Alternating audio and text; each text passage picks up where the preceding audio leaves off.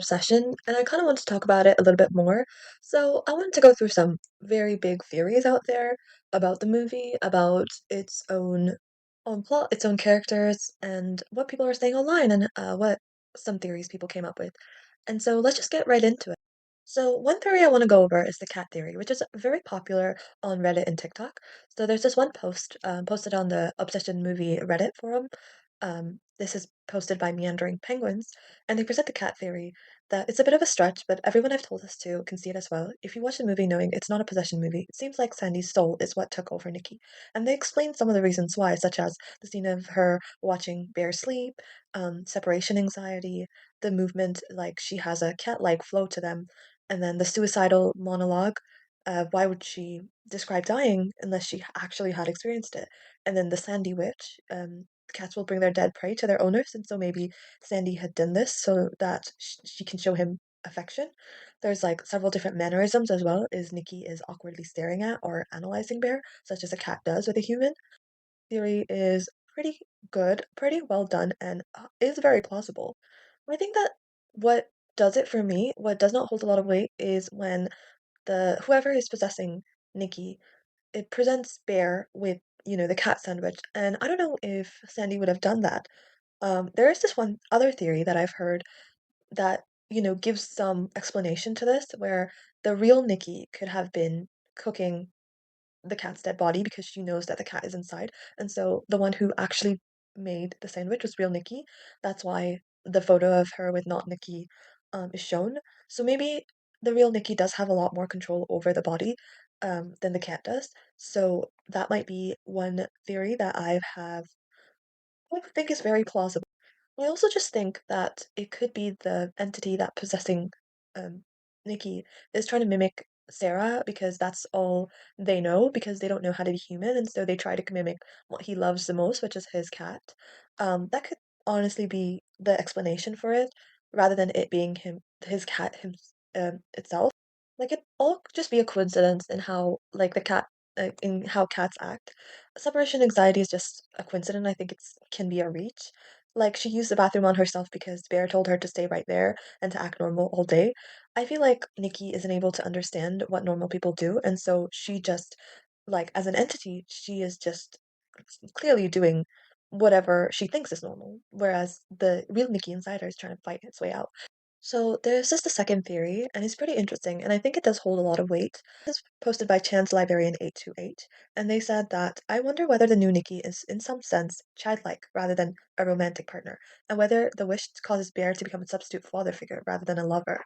And this is pretty interesting because this person suggests that Nikki has a conversation about love versus romance, and Bear never specifies that it would be romantic love, and so when Nikki loves Bear more than anyone else in the entire world, did he actually mean romantic love? This film never states that. So it's possibly Nikki loves most is her father. And this sort of like draws attention to Nikki's relationship with her dad because it feels significant that her father is brought up so often, even though she doesn't really have like much of a relationship, I presume, to him. And after the wish, it seems like his her behavior is childlike. I mean, she's unable to sleep alone, constantly worrying where Bear is going, like her emotional reactions dependent on him. And then she also struggles with social interactions and independence. Some like she's learning how to exist in the world without a parental figure. And then this inclusion of the Hansel and Gretel story, I think, really does support this interpretation the most because the Hansel and Gretel story that she says in is the story about parental abandonment and the terror children face. And I think if the wish transformed her love into something more of like child's attachment to a parent, then her obsession with Bear might not be about romance, but an overwhelming need for safety, reassurance, and protection. And I think this is a brilliant person who wrote this. Bravo to you, well done. I think it holds a lot of weight. And I also want to add, Nikki seeing Bear as a father figure makes a lot of sense. Because why would she say the Hansel and Gretel story if she did not think of it as some sort of incestual relationship? I think it's a lot more fucked up when you think about it that way as well. And just, my heart breaks for the real Nikki because it's just, I don't know, it's just really scary to see what the new Nikki has done to her and just what Bear has done to her in general and like reduced her to this childlike state. I think it says a lot also because men prefer these qualities in women. I think that might be a stretch, but like it's very common for men to prefer grown women to act like children almost, like just so that the guy becomes their whole entire world, similar to like a father figure rather than an actual like partner who's equal. And so this theory I think holds a lot of weight, and I really like this. Okay, so the third theory is presented by someone named Haunted, and they point out that their girlfriend noticed something that I didn't, was that Bear buys two One Wish pillows at the end, the one Ian uses and the one not Nikki uses. We were talking about it, and it could possibly, ostensibly, I might be dumb. B Bear knows Ian might use it to wish for something else and needs the backup. We had another thought, and if he successfully gets Ian to wish that Bear never made his initial wish, he now has another wish. Thinking he'd mostly use it to alter his previous wish, like he said, on the phone with customer support, so that Nikki's in love with him again, just not as obsessively. What do y'all think? I think this is really good. Yeah, I actually support this theory as well because I think that's the kind of person that Bear is because he would rather, Nikki love him than mm, cancel the wish altogether and let her have any sort of autonomy. Like, I think he's that kind of person where he said that, "What's so wrong about loving me?" That shows that he is selfish and that he would do anything for himself.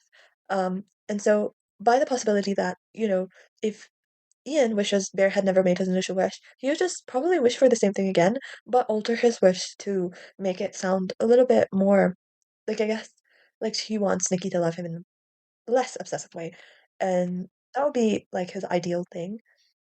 He got his wish, initially, but then things went south, so he's trying to alter it. Okay, so the next theory is presented by Fix With You, and this person said entity needing darkness to survive. I haven't seen a lot of people talking about how Freaky Nikki retreats into the dark and with shadows, seemingly to reconstruct her image. What might have we seen if somehow the light came on during that time of transformation? And then someone else in the reply said, Ronaldo 691 says, My theory, there is no entity. It was a wish that split Nikki's personality in half. One half wanting to be free, and the other half loving Bear more than anything. I believe she can hear, hear, feel everything that is going on when the witch was in control, like in a locked-in syndrome, but can speak and move most of their voluntary muscles. Theory, like, honestly blew my mind.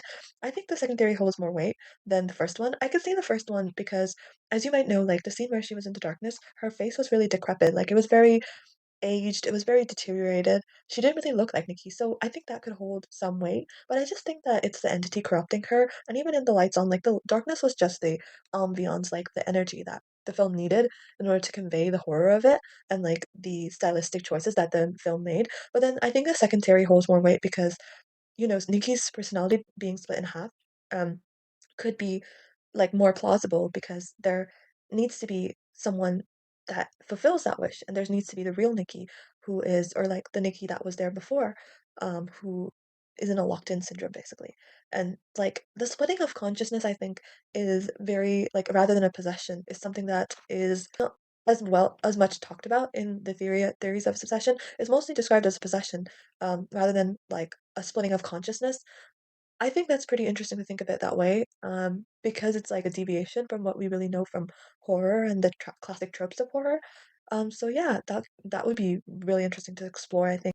Okay, so theory number five is presented by H4DJ John underscore John, and he says, "Is there a chance that Nikki doesn't go to jail and escape? Something I haven't seen mentioned is that Ian's house can be relatively close to Bear's.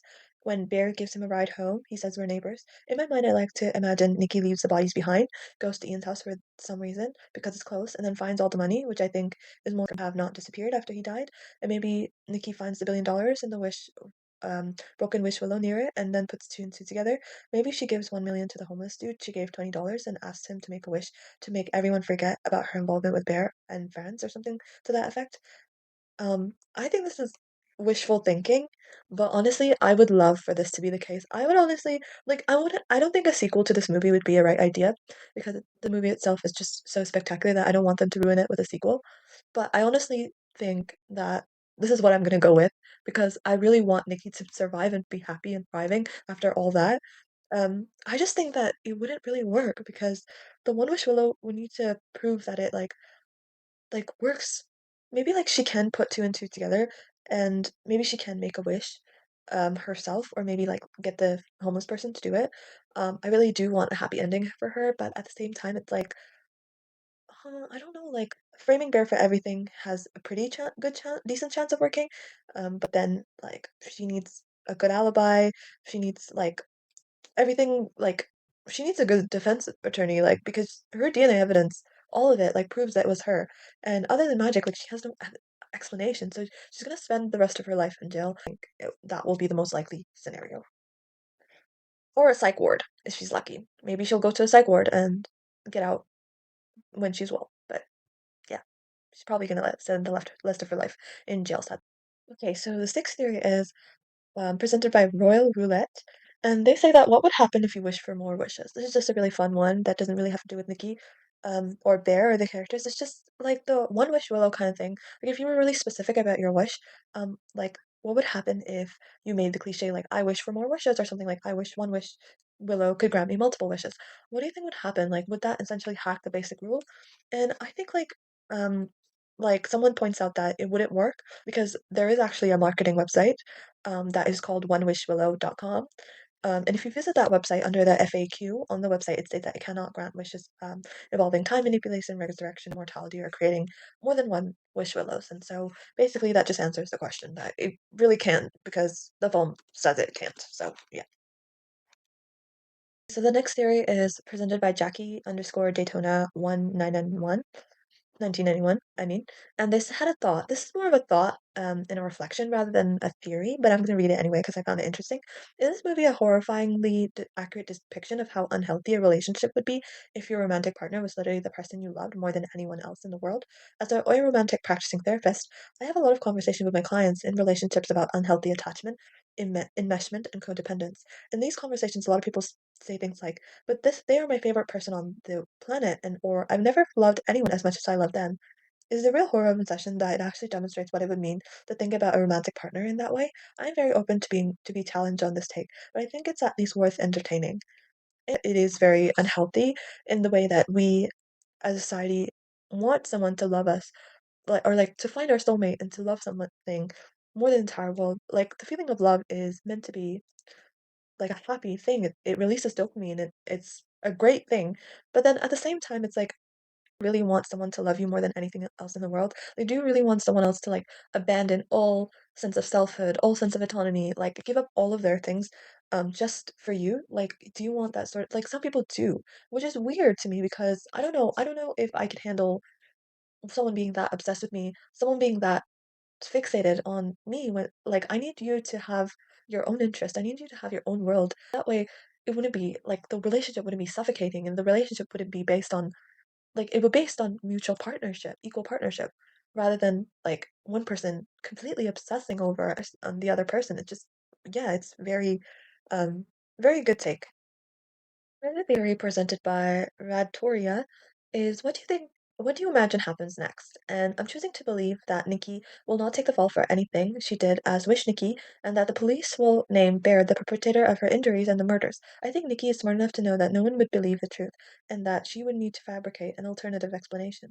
Even her behavior at Ian's party could be rationalized as a cry for help and as an attempt to escape from a violent partner. What do y'all think? So these replies are a bit mixed, and I think because of this tragedy, Bear is no longer with us. So honestly, everything falls on Nikki now because she's the one that's alive, right? And so everyone's life got ruined because of this, because of Bear's actions. And so I think a skilled lawyer would probably be able to get her off with some DV charges maybe, but I don't really think that like she can get out of this if she is caught in jail. Like this is very optimistic. I think a lot of people want to be optimistic, but just not realize it realistic because as you may know, the police do like want to solve crimes and they will always pin it on someone and the one that's the most guilty and the one that's the most likely to, especially with someone who has the DNA over everyone, the person that's alive and like actually like most likely to do it is going to be Nikki, and so they're going to pin it on her. So that's just the most realistic option. So the next theory is the pole versus entity debate, and I thought this was very interesting. So this was posted by ARC Jordan 23. I've seen interviews about Barker, who's the director, emphasizing that Nikki isn't possessed, but rather the wish just gives Nikki a pull towards Bear. The pull theory makes sense in the context of the wish scene, where Nikki is acting strangely like she's being pulled to Bear, but still seems to be somewhat herself and doesn't seem to feel like there is someone else controlling her. Note, she always says, "I'm acting super weird right now. It's not me." However, for virtually the entire rest of the movie, it is heavily implied that whatever the wish did is controlling her more fully, not just pulling her to bear. Nikki even explicitly says in the sleeping scene, "She's sleeping, it's me." Too long didn't read. Nikki being possessed by some demon-like entity is the only theory that seems to make sense to me, but I could be wrong. Do you guys prefer the pull or entity theory? I thought it was interesting to include, like, some people think it's not really an entity, it's sort of a pull. Or maybe, like, some people even suggested that it's like the wish itself is the entity, not really like a possession. Um, I think I would interpret it as both because I feel like the wish kind of makes her do things or like as like something that the real Nikki or like the Nikki that wasn't wished upon would do. And it sort of like splits her personality into two. Like it sort of tries to supersede her true personality, and it kind of like creates these two halves where one is still aware or self-aware of this whole like thing that's trying to take over, like with her personality and her like fulfillment of getting Bear to love her. Um, but the actual pull towards Bear is coming from the wish itself. So yeah, it's very interesting to think about. Now, I did save the best for last, and this theory is sort of an interpretation. It's presented by SLOOGZ, and it's a very long one. You can pause to read the screenshot, both of the screenshots right here, because it's very, very long. But what this person is trying to say is that they're really into like metaphysical and folkloric stuff, and so this kind of the interpretation of the willow is not really witchcraft or not even demonic possession, but it seems like more of a ancient metaphysical system humanity discovered a very long time ago, and it's sort of like it does not behave like someone casting a spell, but it behaves like reality itself accepting and enforcing a condition. That's why it's the FAQ fascinated them so much because it was like no resurrection, no immortality, no irreversible outcomes. It's like not even like doesn't feel like arbitrary magical rules, but something that has system. They give some sort of explanations, like they say that there's only one wish per person because that's sort of the metaphysical essence that is linked to the system. And then they also explain that the wishes dissipate upon the wisher's death. That supports their theory because it's like implies that the wish itself is not a permanently self-sustaining spell. And then this would also explain why emotionally intense wishes become unstable because Ian's $1 billion wish is simple, it's material and it's finite, whereas Bear's wish is completely different. He doesn't want Nikki to date him or sleep with him. He just wants him to love him more than anything in the world, and that's unbelievably broad and ancient invocation. So that's and the Hansel and Gretel stuff they explain as well is like the movie kept invoking old fairy tale attachment logic that goes way beyond modern romance, such as devotion, inseparability, dependence. Like you are my whole world. Um, less than like modern dating and more like ancient folkloric ideas about soul binding and stuff. And this is why Wish Nikki is just so emotionally confusing because she's just terrifying, but then she's also sincere and almost endearing at times. And then the bleed through moments are important, such as "It's not me," like Nikki begging Bear to kill her. This sort of wish behaves more unstable overlay, continuously like trying to maintain a reality condition against real human psyche, fighting back behind it. And then the more they talk about it, they're like the more the willow feels more like less like evil magic and more like ancient natural law humanity was never supposed to interact with casually, not satanic, demonic, or malicious. It's just something that's really, really old and a primordial system. And this theory, I think, holds so much weight. I think that this is like really in-depth favorite post out of this subreddit. So I think you guys should really check this theory out. It's honestly one of the best ones. And yeah, that's all my theories for the movie Obsession. Let me know if you guys want me to do more of these because I love talking about this movie. I think this movie was brilliant and it's probably going to be one of the best movies created and going to be a horror cult classic, honestly, because it's just that good. But yeah, I hope you enjoyed this video and I hope you subscribe for more.